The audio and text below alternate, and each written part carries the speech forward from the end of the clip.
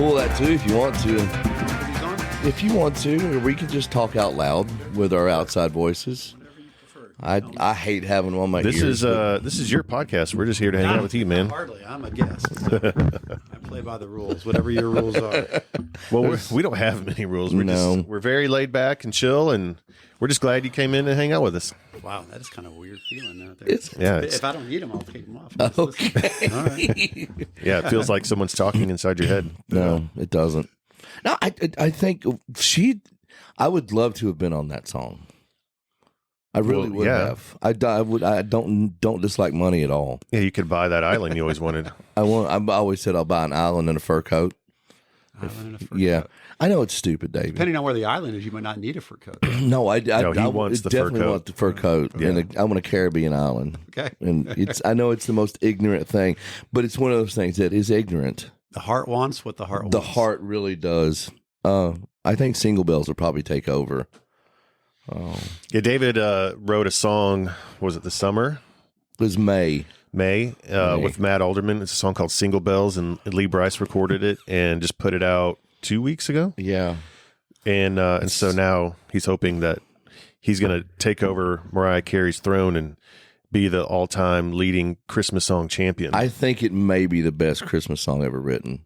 It's pretty good. It takes over Jingle Bells. It takes over, the Christmas song, Chestnuts Roasting on Open Fires. I will check it out. I'm a big fan of Lee's. Well, I am too. I just spent 6 days on the road with him. Is that right? Yeah. And I feel 27 days older. I love him. He's been a friend of mine for a long time, but there's really no one that is anywhere close to his motor. We held our Golden Platinum Gala a few weeks ago here in town. Right. And so, every song that had advanced in the Golden Platinum chart that we certify was getting an award from Nashville. And I was walking early through the room and the plaques were all out, and Hard to Love was on one of the plaques. Mm-hmm. And it had the different writers under it, and one of them was John Osier. Yes. And I've known John for a very long time. Yes. I had no idea he was a songwriter on that song. Did you not really? I've only known John Osier, the publisher. Yeah. Well, John also wrote that song right there. Yeah. Whiskey in My Water. Yeah. Yeah. I did not know John, the songwriter. I didn't know that. Yeah. How did that happen? That was from the Evans Mill writing retreat. Oh, that I brought place Tyler out like last minute, and then he ended up writing that song with Philip LaRue and John Osier. That place is awful with spiders.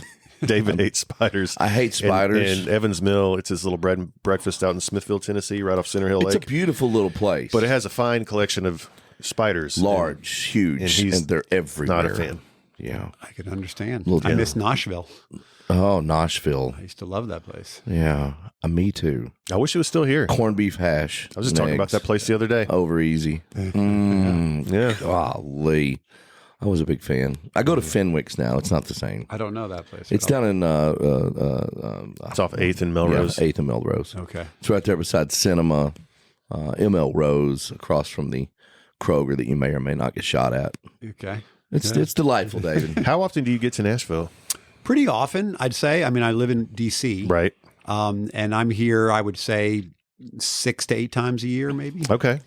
I was on the board of the CMA for a while, and so I was coming more often because they have so many board meetings Right. that I was doing that too. So you know the Nashville area pretty well then? It's funny because as often as I come here, and I've been doing it for 20 years, I go to the same places, and I don't true. feel like Yeah. I know the city well enough. Yeah. Man, it's changed. We went to lunch today, and it's like there's a new taco place in this corner place. I'm Like someone asked me restaurant recommendations, and I won't know what to tell them. I'm going to Google just like you are. Yeah. Now. I actually started a list because so many people, that are visiting, think I will have good advice about it. And Right. so I actually started to keep a list of just things to cut and paste to people when they're coming to Nashville. And restaurants, I'm terrible at. I can give them hotel advice. I can give them things to see advice. But Sure. but not so much Well, restaurants. I find myself. Tell me if you're like this. I find myself giving them recommendations to places I don't go to. I'll look it up and I'll be like, "Well, I hear that place is good. I've never been, but I'm going to send them there." Some of those are It's like where that. do you eat? I don't know. We go to Ichigo Ichi and the Tin Roof for Wings. It's just it's Well, even for us people who live here full time, this place changes so much so fast. Yeah, I'll go to a different part of town I haven't been to for a while, in like 6 months, and it's completely different. It's like I know where I'm at, but I don't recognize anything. Yeah. It's crazy. It is crazy. Welcome to Twangtown. I am David Tolliver. And I'm Colt Mirsky. Tall Brewski. Yeah. And today we have with us David Israelite. Don't worry, that's almost as fancy as it gets right there. You didn't hear it. You didn't get to hear it. Oh, yeah, it was an applause. I got it. Yeah, David is our first guest who is not wearing our headphones, so he's kind of in the dark on all of our inside jokes here. Oh, there's going to be so many sound effects that you don't hear, and it's so good. I don't blame you. My ears are sweating right now. It's like I'm in Nashville traffic right now, but I'm in this room, and yeah. Well, welcome. Thank you for being here, man. My pleasure. Thanks for having me. So tell me a little about yourself. Where were you born? I was born in Chicago. Chicago. In Chicago proper? I was actually born in Evanston, Illinois, Uh-huh. right outside of Chicago. Yeah. My My significant other's from Rockford, so I've spent Okay. a lot of time up in that area. both my parents' families were Chicago-based, Nice. but when I was a young kid, my father got transferred to Kansas City, Missouri, and so I moved to Kansas City, and that became kind of home and where I grew up. Yeah. It's a cool town. I love Kansas City. My significant other's company is it's based out of there. It's Wow, I didn't know that. Yeah, VML's based out of Kansas City. They're actually in the old airport, the private airport now. Sure. That's where their office is. It's really cool. Like when nice. when Biden or Trump would come in and they would land in there and they would see the plane. And I know that old airport well, actually. yeah, It's, that's where their headquarters my are. old law firm, I used to look down on that airport from my office, from my law firm. And they also had a great track to train when I was doing these like mini triathlons. You could bike using the circle in the old airport with no traffic. Dude, that's amazing. I'm glad that I just got to reference Jenna and How about that? So moved to Kansas City. Moved to Kansas City as a young kid. Yeah. Grew up there in kind of a suburb of Kansas City called Lee Summit, Missouri. Ended up going to college in Missouri at a small liberal arts school called William Jewell College in Liberty, Missouri. About 2,000 students. And then from there, I started law school at the University of Missouri. So you are a lawyer. I am a recovered lawyer. Recovered lawyer. We don't judge. We really And while I was in college, I spent a semester in Washington, D.C. working for a Missouri senator named Kit Bond. Yeah. And after my first year of law school, I was invited to come back to work for Senator Bond. And so I left law school, moved to D.C. to work full-time in the Senate, but then kept going to law school at night at Georgetown. And so kind of spread my second year over a 2-year period, took a semester off to work on a campaign for his reelection. And then after that was over, went back, finished law school at the University of Missouri. So it took me 4 years to get through what is normally a 3-year law school course. Well, it happens. And then went to a big Missouri law firm. Sounds like my undergrad at Belmont. I did a the 4-year Van program. Wilder program for I law did a school. 4-year program in 5. Yeah. What? I like that reference. That's one of my favorite movies. Of I all love it too. And then do a big law firm in Kansas City called Bryan Cave, where I worked in the commercial litigation department. Wow. And then after about 3 years of that, it was long enough to know that's probably not what I wanted to do with my career. Yeah. And I was fortunate that same senator asked me to come back to D.C. To basically run his office. And so I left practicing law at that time in terms of a real job and got into politics and government. How different is it working in the music industry now as opposed to working in government? Are there any similarities? There are a lot of similarities between, I think, politics and government and the music industry, and there are some important differences. I know there's politics in the music business for sure. There are. Yeah. So it was quite a jolt to go from the jobs that I had, which had been lawyer, kind of a lot of government and political type jobs, into this job. It was a pretty big transition. But, Yeah. I can't imagine. It seems like a completely different world for me. I don't know how they do what they do, and I'm sure they look at us and go, "I don't know how you write songs." I'm sure.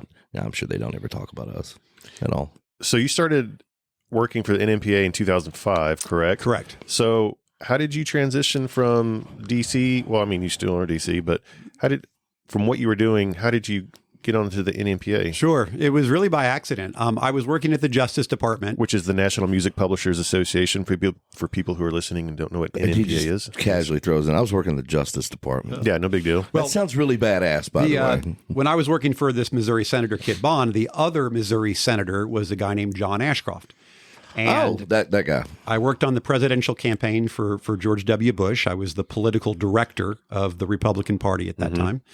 And after that election, when John Ashcroft got tapped to be Attorney General, he asked me to come with him to the Justice Department. Yeah. And so I went over thinking I'd spend maybe a year there, great experience, kind of helping him get set up. I was very close to him. And 9/11 happened. Yeah. And then I wasn't going anywhere other than just working by his side, post 9/11. But during that time, it was right when the music industry was going through its worst period of theft. Yes. Kind of the Napster days. That was a time. And one of my best friends just happened to be running the RIAA, which is the trade association for the record labels.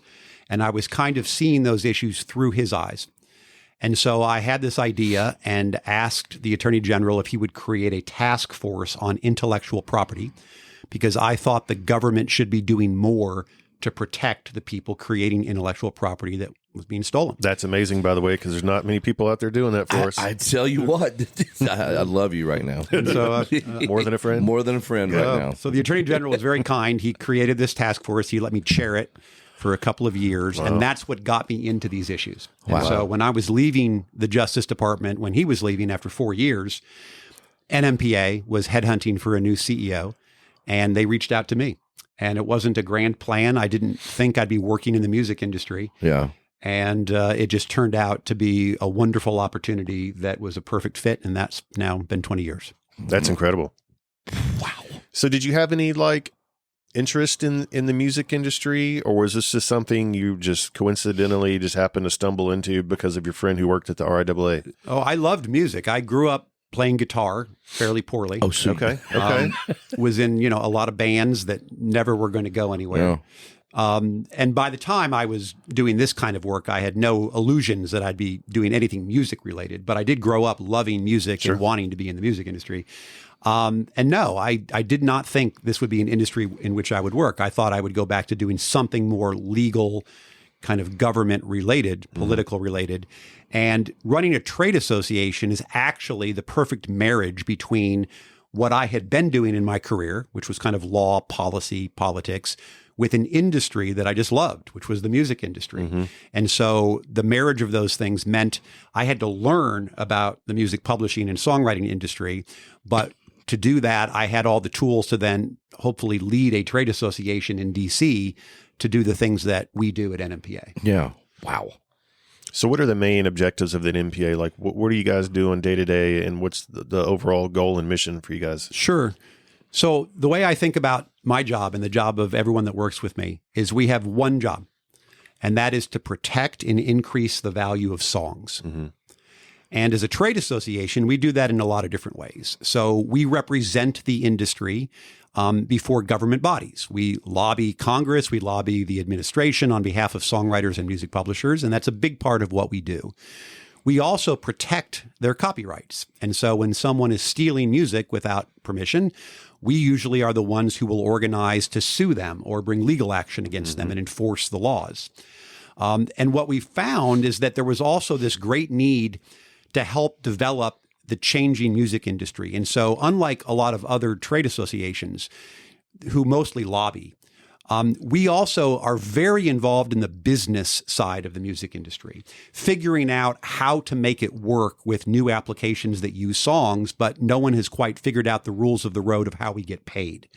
And so a lot of our time and attention is designed to help create a market for songs because it's such a different world.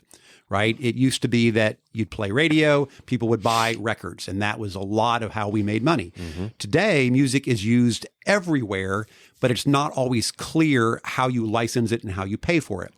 And NMPA has tried to be a leader in figuring that out so that songwriters have more opportunities to be compensated for the use of their songs. And so we spend a lot of time focused on business issues of the industry. And then we just promote the industry. We do a lot of public relations, things like the Gold and Platinum program, where we are the ones that certify songwriters as gold or platinum, and educating people about what songwriters do and what music publishers do. Because I think for a lot of people outside the music industry, they don't understand the difference between a record label and an artist versus what a music publisher and a songwriter does. Right. And it's really important they understand that, because our issues are completely different in some cases. The law is completely different in how we're regulated. And therefore, if people don't understand that, they're not going to be able to work through the issues that we have. Right. And so, starting in about 2016, I know you guys partnered with NSAI. Well, I think it was 2016, but I think in 2018, you brought into law the Music Modernization Act, and I know you were a big proponent of that along Bart Herbison and his team at NSAI. Could you tell us more about how that came to be on your end? Sure. And before I get into that story, I should say that one of the things that I figured out pretty early is that Bart Herbison was one of the smartest guys in this industry.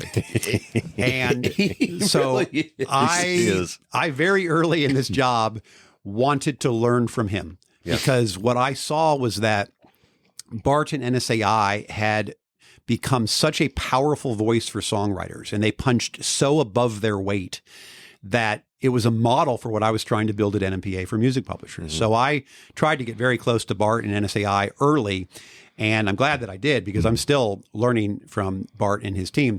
The Music Modernization Act was a law that was passed to really deal with one particular issue, and then it expanded to include a lot of things. But the one issue that was really behind it is that songwriters and music publishers, they labor under a law that's been in place since 1909. Right. That basically says you have to license your songs for certain things, whether you like it or not. And the government will set the price. And so since 1909, when Congress thought that music publishers had a monopoly on player piano rolls, that's the way we've been regulated. And when record labels would sell records, whether it was like vinyl or an 8-track or a cassette or a CD or even Apple selling a download, what a songwriter got paid, price was set by the government. Well, when we entered into this new world of interactive streaming, no one was quite sure how it worked. And one of the things that we discovered is that unlike record labels that would go one record at a time and have to license the songs from the songwriters and the publishers to make an album, these digital companies wanted permission to include 40, 50, 60 million songs in their library just to start business. And they didn't know how to use this compulsory license under the law. So even though we didn't have a chance to negotiate prices, which has really hurt songwriters, we had to give them a license. They couldn't actually use it very effectively. And so the Music Modernization Act became a trade. The publishing and songwriting industry agreed to fix this problem of letting these digital services license a mass amount of songs easily. And in exchange for that, they gave us a lot of things. We created a new body called the Mechanical Licensing Collective, or MLC.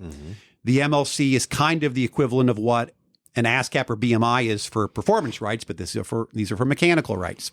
And what's different about the MLC is that we built it, we own it, but yet the digital companies had to pay for it. So what that means is that when Spotify or Apple or Amazon stream songs and they pay this mechanical royalty to the MLC set by law, 100 cents on the dollar gets distributed. It's the only place in the world where that's true.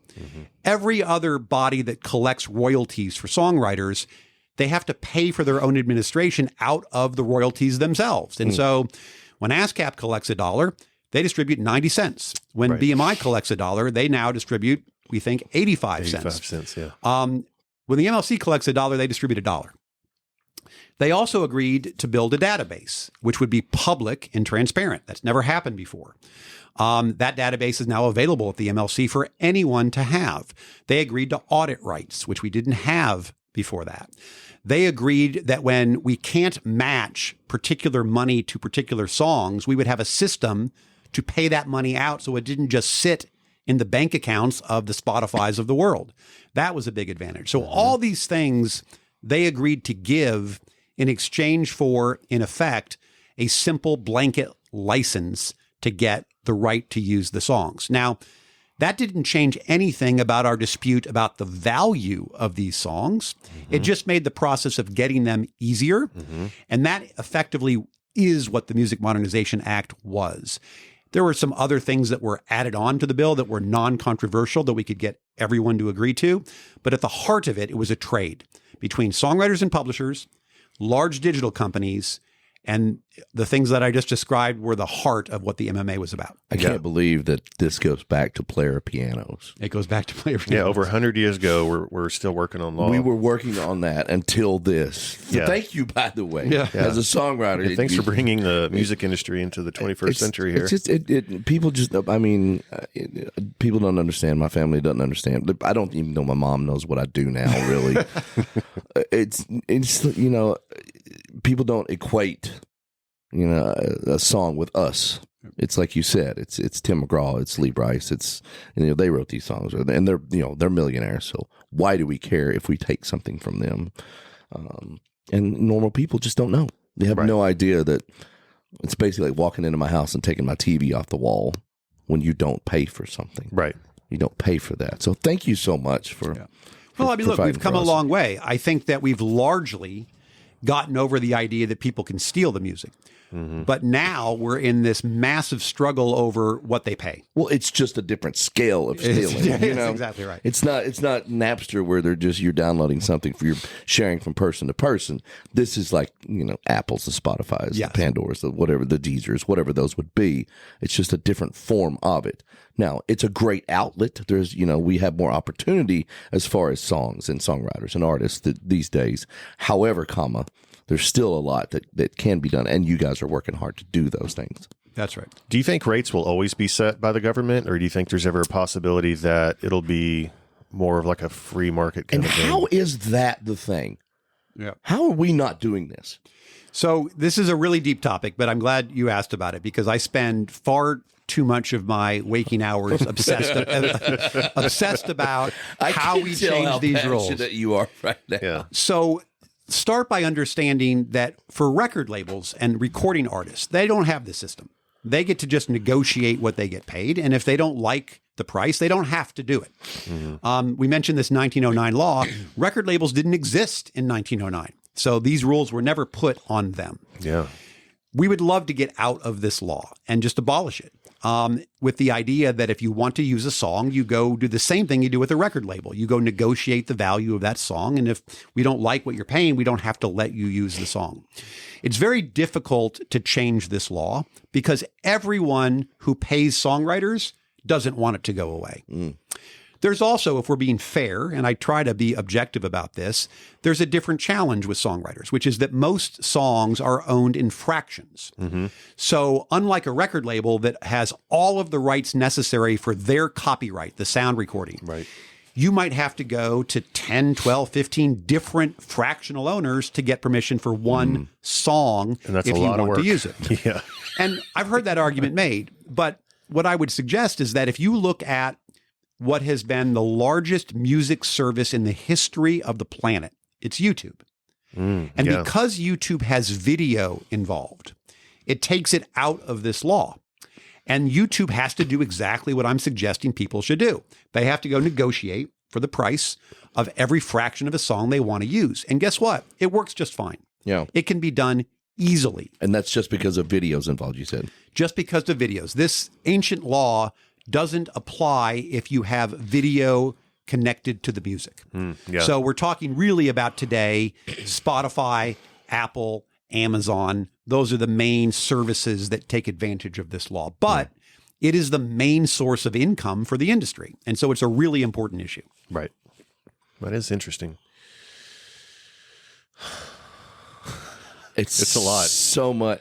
I can't imagine the amount of information going through your head, because you're blowing me away right now.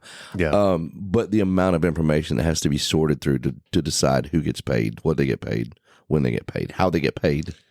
Well, the MLC is doing a really good job. So back before we had an MLC, you explained the MLC thing really well too. That's the best I've heard it. So thank you for your explanation of that. And the first thing that Bart insisted on, and I agreed to, is that the MLC would be here in Nashville. Yeah. And it made total sense, and it turned out to be the absolute right decision.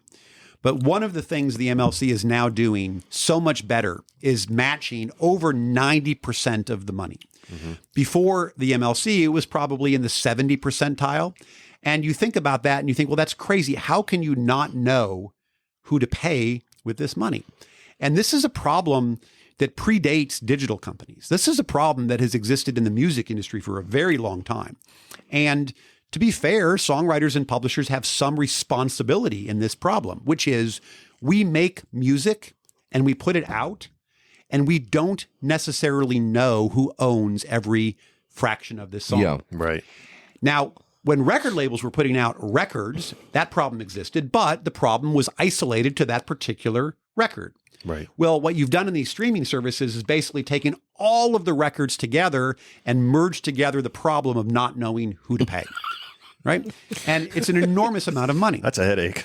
Yeah. It's a complete headache. Especially with all the catalog sales and acquisitions and That's right. people dying and people inheriting. It's like it just gets real muddy real fast. And I hear a lot of discussion about how technology can help us with this problem. It's not a technology problem. It's an information problem. Mm-hmm. Uh-huh. If you give me a really good Excel spreadsheet with the right information in it, we can solve the problem. The problem is we don't know. You got to have the right ownership. information. Yeah. That's right. Mm-hmm. And so we have to do a better job as a music industry when we make music of fixing this problem at the start. Right. And, you have a lot of songwriters, music publishers that listen to this. It's important. We do have one right that the government hasn't taken away, and that's our first use right, which that means is that if you write a song, no one can record it for the first time without your permission. Mm-hmm. Right. And what songwriters and publishers need to be doing is making sure that when they give that first use permission, they've settled their business. It's an awkward topic oftentimes when you're in a creative room and you've got artists and writers together. You don't necessarily want to bring in the lawyers and the business managers and deal with the financial issues at that time.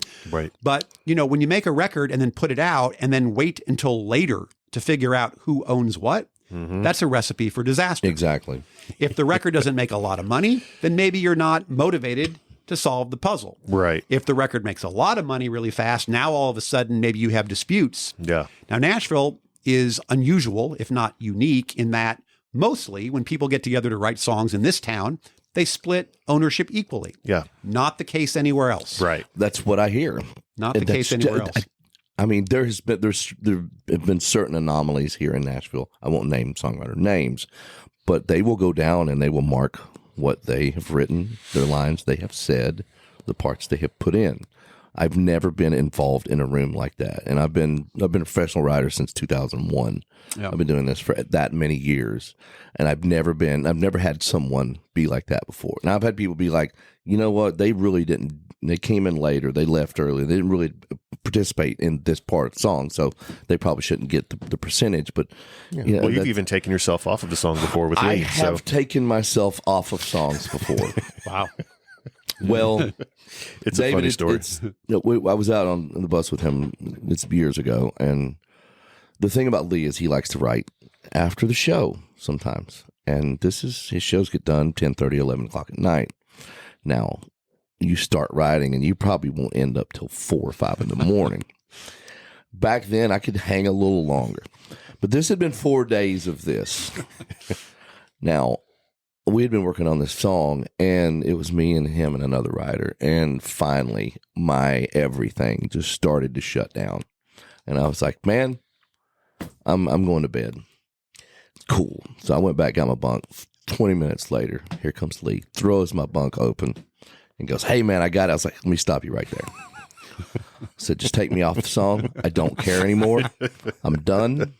I give up. I surrender. Yeah. He's like, you really? I'm like, yes. And I closed my curtain. I never thought about it again. There you go. Don't even know what that song was. This is when you tell me it was his most successful song. Yeah. This was hard to love. No, it wasn't. No, it no. wasn't. No. No, it wasn't. It'd be a lot cooler if it was. Yeah, I didn't realize that, when you get out of the little Nashville bubble that we're in, that you go to L.A. and there may be 15 people on the song with 27 different percentages. It's also because we've changed the way we make music. If you think about it, a lot of times now music is made almost like in a segmented factory where someone will bring in a beat that was previously made, or you'll sample a different song that was put in it, and it's not all done at the same time, which means you still have to deal with these ownership issues, who owns what.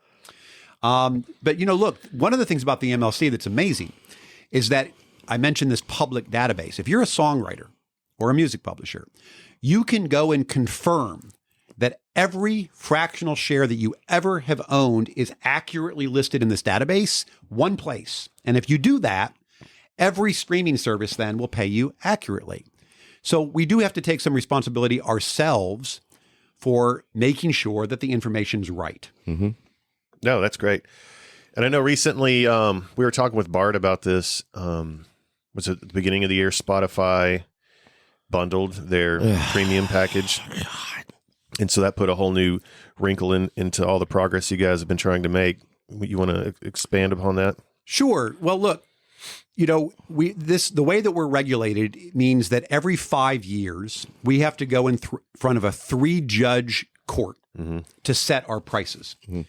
And we spend 2 of the 5 years in this process. So you basically you're in this trial situation for 40% of the entire existence you have, is because every 2 years, for 2-year period, you're doing this, and then you get 3 years of hopefully peace, and then you start it again. Well, in the last trial that we had, we ended up settling with all the parties, and we settled for what was a really good outcome. Mm-hmm. The highest rates that songwriters had ever gotten anywhere in the world, any time in history. And we were very optimistic this would lead to a period of really incredible growth. Spotify is a company that has never cared about the songwriters who make their business possible. We've had lots of disputes with this company. We're aware. We're very aware. And what they are trying to do is interpret the law in a way that would allow them to cut what they pay songwriters by basically bundling a audiobook product that they invented with their music service. Now they're being sued by the MLC right now in federal court, and they haven't gotten away with it yet. But what they're trying to do, it takes a long time, but what they're trying to do effectively is say to all 44 million of their U.S. customers that are family, duo, and individual customers, we are going to forcibly make you take a different product than you signed up for. Right. It's going to include a book function that you didn't ask for, you may not want. We're going to increase your price, but because of that, they're going to turn around and say, we get to deduct the value of these books from the price, whether the consumer wants or listens to the books or not. Right. And it has a pretty significant impact on the amount of royalties that Spotify pays.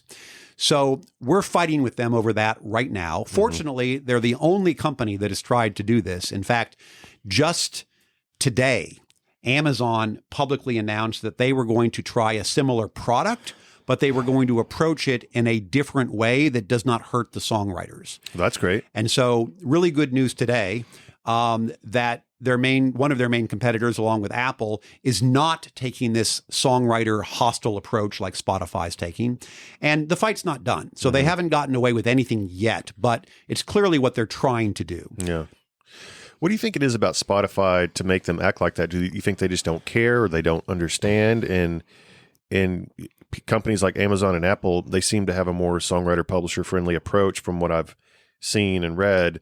What are your thoughts on that? It's a great question. I mean, look, you would expect that anyone that is paying for music is going to have a financial interest to pay as little as they can, and the people who make the music are going to have a financial interest to get as much as they can. That's a market. Right. And markets usually balance out somewhere that's fair to the value of what you're providing to someone. We're not in a market. We're in this crazy system where 3 judges tell us our market every 5 years.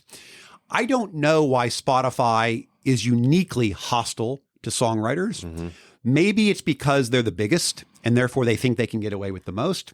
Maybe it's because they were founded by someone that actually came from a world that was more similar to stealing music than actually respecting music.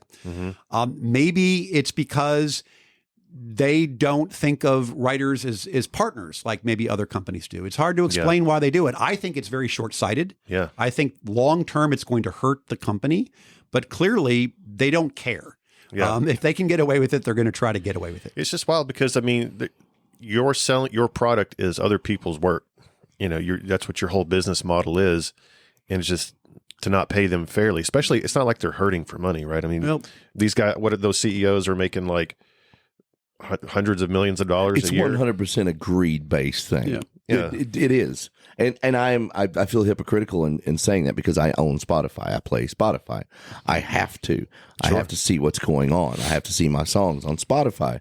I have I pay for the service. Sure. You know? Yeah. I also keep my stuff on repeat, so it pays for my service. So screw them. You know, I'm going to get you back, Spotify. Well, history is filled with examples of people that profited off of other people's labor and didn't pay them fairly. Yeah. And so this is just a modern example of that. Wow. Would you fight him right now? The dude from Spotify. You and Daniel? Would you wrestle I think him? I would. I think I would. Sure. Especially if the outcome could help the writers. So like maybe we could do a charity. I would love bout. that. Oh, y'all should do a Rumble on the Road. Yeah. I mean, having just watched this Tyson Jake Paul, fight. We watched it on the bus. That was one of the worst things. And I've seen a lot of stupid shit in my lifetime. That was one of the worst things I've ever witnessed in my life. Yeah. Dude, but what about those two girls before the fight? I don't see girls besides Jenna. Okay. No. The two girls who fought before dude, I'm telling you, that was one of the best fights I've ever seen. I went to MMA in Vegas. The girls were badass. Dudes, not so much. The girls wore each other out. Yeah. This is like the title fight, and like it was like Hispanic Day in Vegas, or Hispanic Week or something like that. And these two Latino girls just wore each other out. It was amazing. The girls fight harder. Yeah. I see this podcast likes to jump around all kinds. Oh yeah, it's fantastic. We're ADD, very ADD here. David, there's no schedule to it. No, yeah. So, all right. So we've kind of touched on the DSPs and stuff like that. One thing that comes to mind for me is, especially working where I work, I always hear a lot of people say radio doesn't have much of a future in the music industry, or terrestrial radio, I should say. And as of now, at this point, that's kind of the lifeblood of especially Nashville songwriters and publishers. And we are seeing steadily increase in music streaming and becoming the main source of income. But with the rates where they are, that's not a very pretty picture. So doing what you do and knowing what you know, what are your thoughts on that? What is your opinion? It's a great question because I think that, in particular in this town, it's a different conversation than if you're thinking about nationally or internationally where it goes. I track very closely all of the revenue in this industry, and I study it. It's probably one of the best things that NMPA provides to the industry is this kind of research and analysis.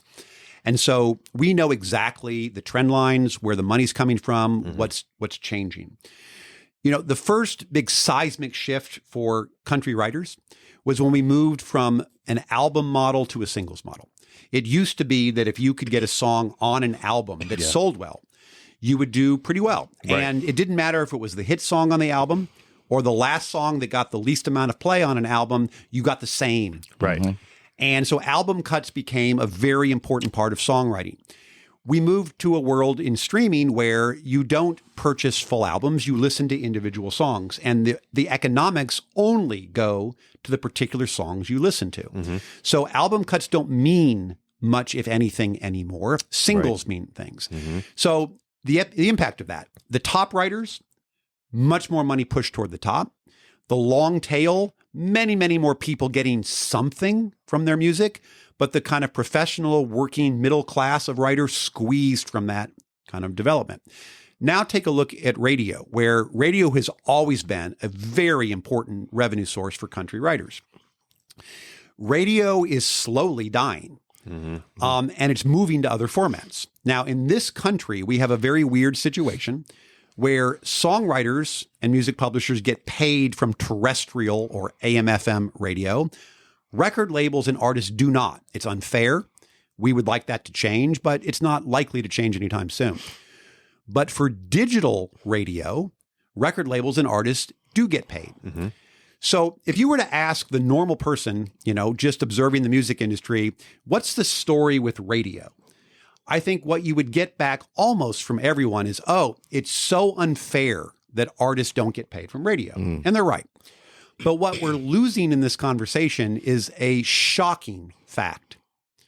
I'm going to tell you a statistic, which I suspect even for you two who follow this industry so closely, you didn't know. Probably not. I'd love to hear it. Won't know it. So let's define radio as both terrestrial radio and digital radio. Okay. In this country, record labels and artists collect twice the amount of radio money than songwriters and publishers. Wow.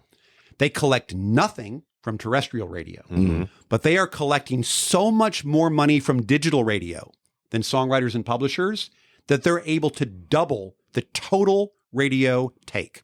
What constitutes digital radio? Really? So That's crazy, though. That's a crazy stat. So a quick story. In 1995, record labels and artists have been fighting to get paid by radio for a very long time. In 1995, Congress said, we're not going to make AM/FM radio pay you, but we will make this new format called digital radio start to pay you going forward. And the record labels took it. It wasn't what they wanted, but they took it. Digital radio today is primarily coming from three sources: iHeartRadio, XM Sirius Radio, and Pandora Radio. Yeah. There are 3,000 other digital radio sources, but more than 90% of the revenue comes from those three.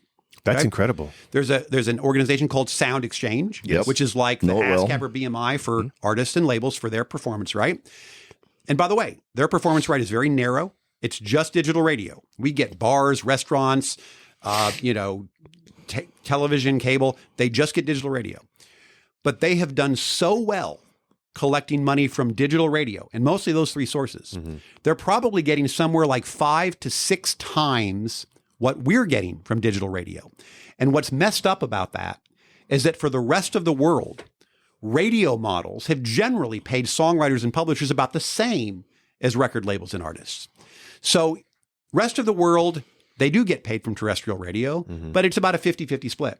This country, they're getting completely screwed by not getting anything from terrestrial radio, but they are collecting so much digital radio money compared to us that they are now collecting twice the radio money as an industry in this country than we are. That's insane.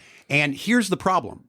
As more and more people shift from terrestrial radio to digital radio, the problem for country writers is that this issue of the imbalance is just going to get worse. Yeah. Oh, sure. It's going to be It's just very going to get lopsided. worse. Yeah. And so we've been trying to sound the alarm bell for a couple of years now that we need our performance rights organizations, ASCAP, BMI, CSAC, GMR, to basically go to war to fix this problem about digital radio. Because if you're a country writer and you were getting 100% of the terrestrial radio money, even though it was declining slowly, if you see this shift from terrestrial to digital, and it will be driven mostly by cars, when people start having access to digital sound in their car and not having to listen to AM, FM, that will accelerate the change. Country writers are going to be in a lot of pain because of this imbalance over on digital radio. It doesn't have to be that way. So we could lose terrestrial radio as long as we were getting paid fairly from where the listeners were going. It's not that they're just not listening to music. They're going to their streaming service or they're listening to digital radio. Like Apple CarPlay, exactly. Because of that, I hardly listen to terrestrial radio anymore because I can listen to playlists on Apple Music. I can't remember Spotify. the last time I listened to terrestrial radio, other than when my satellite radio went out one time. Yep. It's like it's never. Yeah, and if I'm on a road trip, I'll turn on Sirius XM because I can just drive from across every state line and I still listen to the same station. Well, you don't have to search. When you're out of your home city, you're search trying to find something, and that's annoying. And we don't like to be annoyed anymore. No. Well, look, and here's the thing we should We're all so spoiled. understand. We cannot like changes in consumer behavior, but we have to accept them and figure out how to make them work. Absolutely. That's one Right. of the problems in the music industry is I think we spend too much time wishing things would be different instead of figuring out how to make it work. It's And so- proactive. Yeah, Yeah, you got to that's take exactly action. right. Yeah. Yeah, we're Well, that's very interesting. reactive. Yeah. Well, let's say hypothetically, in David Israelite's perfect world, what kind of model do you think would benefit everybody moving forward? The perfect model would be If Donald Trump appointed you as, I can't believe you worked with Bush. Yeah. I mean, just side note, how was that enjoyable? I mean, my 4 years at the Justice Department, I wouldn't call enjoyable just because so much of it was focused on post 9/11. Yeah, man. But it was a tough meaningful. time. Yeah. And it was impactful. So, I He wouldn't was one trade of it. my favorite presidents just to hear him speak. I wouldn't trade it. He was a good man. I still love that clip of that dude throwing that shoe at him, and he dodged it like a boss. He's like a ninja. Sorry, I didn't mean to Now, cut you in my perfect world, songwriters and music publishers are getting paid for the value of their songs that a market sets. Because quite honestly, there's more music being consumed by more people than at any point in history. And the value of what songwriters create is so enormous that if we were paid fairly for that, we would be thriving as an industry. Yeah. And so I would like to see us in a place where all of the use of our songs had to be licensed in a free market negotiation. And I'll give you just one example. For forever, we've been licensing songs for the use in movies or TV shows or commercials. We call it synchronization. So if a movie or a TV show or a commercial wants to use a song, they've got to go negotiate with the music publisher for the song, and they have to negotiate with the record label for the version of the song that's in the sound recording. Well, guess what happens in that world where we're in a free market? Both of us are 50-50. Yeah. The money is split 50-50. Right. Because the market has determined that the value of the song is equal to the value of the recording of the song. In fact, it's probably more valuable because you can just make a cover song if you want to and cut out the version that the record label and the artist may have. If it were like that across all uses of music, then I think we'd be in a very healthy environment. But we're restricted by this law from 1909. We're restricted by consent decrees that govern ASCAP and BMI since 1941. Wow. And we're also restricted in that sometimes people use our music and try to hide behind the law that protects internet service providers. And so, for example, we're in a lawsuit right now with Twitter or X. Oh, yeah. They don't pay for music. We'll see how that plays out. I've seen you barking at Elon on Twitter. Well, I'm nervous every time I start my Tesla. But honestly, too often companies try to hide behind this law that says they're not responsible for the use of music on their platform. I mean, we've been through this. YouTube, Facebook, Instagram, Snapchat, TikTok, Twitch, Triller, go on, Peloton, Roblox. We win all these fights. They pay us now. Twitter, X, the last major social media company not to do that. So it's so interesting because Elon seems, from what I can tell, like a guy who wants to do the right thing. But on this issue, it just seems like it's falling on deaf ears. Do you think it's him, or is it just the organization itself? It's hard to say. I mean, the lawsuit will play out. Yeah. We're very confident in our position in that lawsuit. And so it might end up where all these other ones that I just mentioned ended up, which is we make a deal and we become business partners. Yeah. We're not looking to shut people down. We're looking to figure out how they pay songwriters for the use of their songs. Let's make it fair. Yeah. Wow. I didn't know that about X or Twitter or whatever. Yeah. I really don't jump on it much anymore. That's interesting. So every song that's getting played on Twitter, there's no compensation towards. Correct. They don't license music for Twitter. publishers. Now, to be clear, so here's the basic issue, right? When you have a platform where you have some people post things and other people go to see what was posted, the question is, well, if the person doing the posting is putting things that are copyrighted without permission, whose problem is it? Is it the person doing the posting, or is it the platform that hosts the posting? And this is the balance that the law tries to strike by basically saying that if you're a neutral platform, you're not responsible for what people post as long as you take things down when you're asked and you punish repeat infringers. Yeah. What most of these platforms have done that maybe could hide behind this law is they realized this doesn't do us any good. We want people to be able to post music because that's what brings the eyeballs and the ears and interactions. So they figure out a way to make us business partners. And that's what happened with YouTube and these other companies that I mentioned. Twitter X hasn't gotten there yet. I'm hopeful they will. Yeah. Well, we are too. Yeah. Wow. Well, I know you're on a bit of a time crunch, man. so I would, dude, thank you for coming in so and much. explaining all this.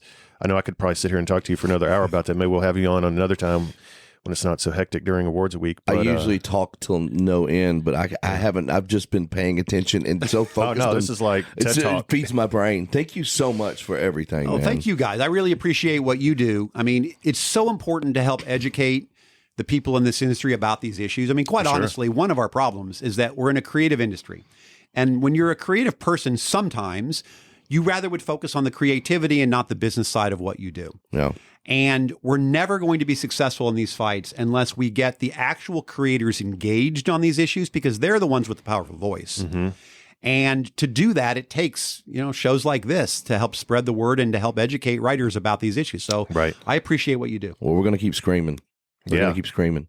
Do we have him spin it? Yes. Are we sure? Okay.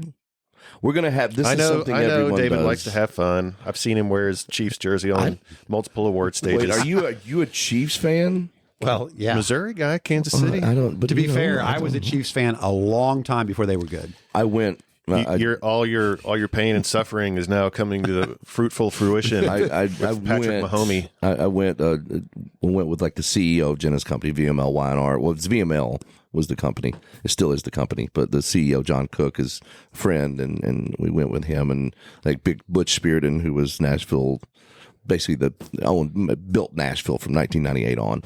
But I wore my Titans jersey, set up in the nosebleeds, and the guy in front of me did not like me at all. At all. But, I've never understood really the wisdom in wearing the opposing jersey into a stadium, because I really all it didn't takes at that is time one either. person that really just has decided to ruin your day, and you get in a no-win situation over what do you do when they pour a beer on you? Do you just take it? Do you fight? What do you do? I had I had the upper hill advantage, and his friends liked me a lot because I bought cotton candy for the whole section. There you go. So buy their affection. Everybody really liked me, and this dude was an asshole. No, the weird one is like, say it's like the Chiefs and a Titans game, and then you have some Green Bay fans show up wearing the Green Bay jersey. That I don't understand. It's like, what is that? Okay, why are you here? I will say, though, I would expect the Kansas City fans to be as kind as any stadium to the opposing team. No, everybody else was lovely. It was just this one guy right in front of me for some reason. You don't do that in Philly. I would not. My cousins are big Dallas Cowboy fans, and the family went up last year to the game in Philly wearing their Cowboys jerseys. Cowboy stuff. They took a group pic of each other, and every Philly fan behind them are just going like this in the picture. They threw ice balls at Santa Claus. Okay? I mean, Philly doesn't like their own team.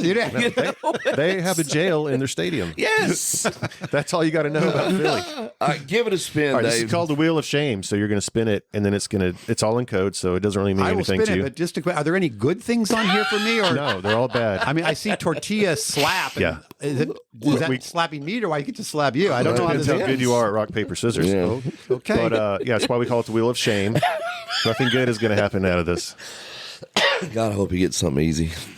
Yeah. Yeah. Really? Wow, you're good at spinning things. That's good. You must be a Price is Right fan. Yeah. What'd you land on? What does it say? I can't even read that. My handwriting's terrible. It's not Pinch Pinch Pendejo. Oh no! Are you a drinker? Can you drink, or do you want to respin?